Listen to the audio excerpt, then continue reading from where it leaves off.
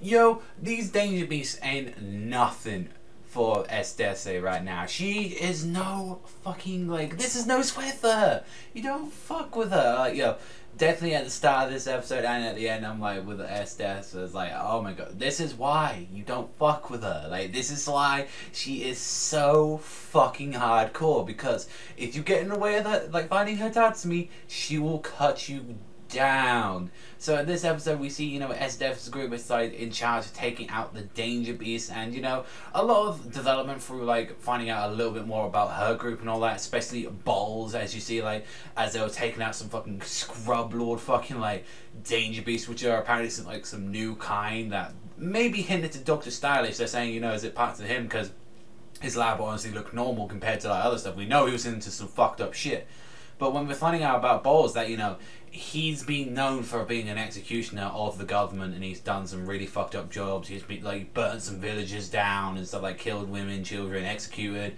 And yet his family, as you see right now, and he's got a fucking hot-ass wife, fucking remind you.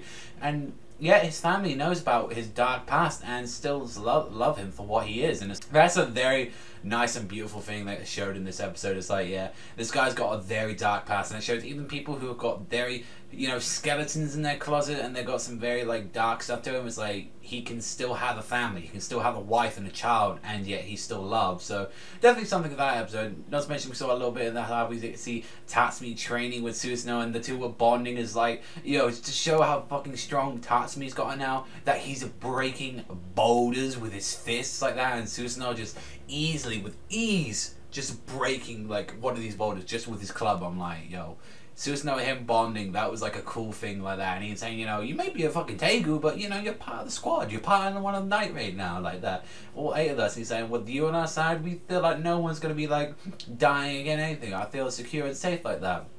Not to mention, it was just a last in this episode when you saw like Tatsumi and Akame were like giving this absolute great speech saying like, oh, we'll stop her, we're night raid and all that, you know, we'll take out these danger beasts and all that, since they want to work in the cover of night and find out, you know, what's causing all this, because regardless of being assassins, they still want to protect the capital.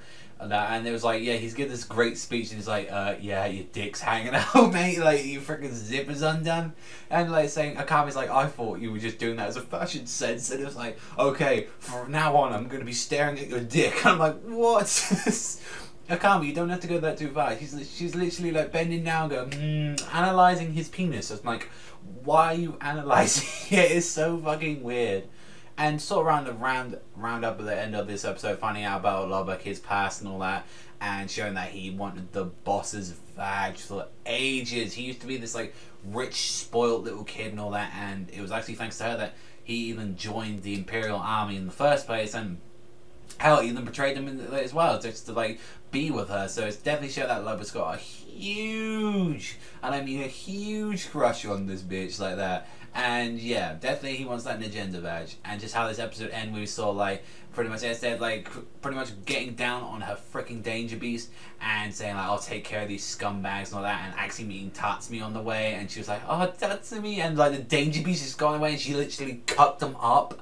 I'm like, yes, that's what I remember seeing in the manga. That's like the one bit I always remember her for, just like cutting down these fucking things like they're nothing. And I'm like, yo, next episode, I'm looking forward to it. We're definitely getting a lot of character backstory right now, and it's like, from what is shown next week, we will be seeing a bit of good old Esdeath. Like, honestly, I thought this was a fun episode, but like I said, more of the slower ones that are more character driven as well, and especially this one. This was more Lubbock, and also as well Balls as one. So I'm definitely going to give this one a 7 this week, a fine episode. But you know, we're getting ready to go back into that Jaegers versus, you know, night raid sort of situation real soon. It's been very hinted at that, but that's all from me. Also, thank you very much for watching. As always, remember, I'll see you guys next time.